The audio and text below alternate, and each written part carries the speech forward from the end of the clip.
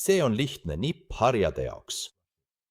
Pole vahet, kas tegeled torude katmise või puhastamisega, vahet pole.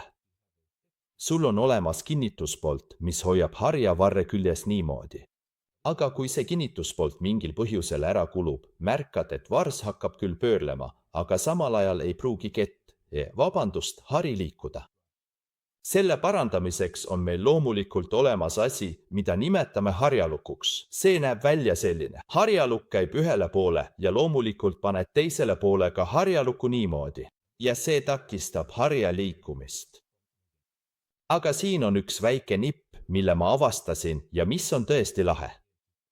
See siin on lihtsalt tavaline kummist seib ja kõik, mida sa teed, on see, et paned kummiseibi ühele poole. Asetad harja selle peale, siis teise poolele veel ühe kummiseibi ja siis oma teise võlli lukusti. Nüüd on seal kumm, mis takistab selle liikumist, kui sa seda keerutad.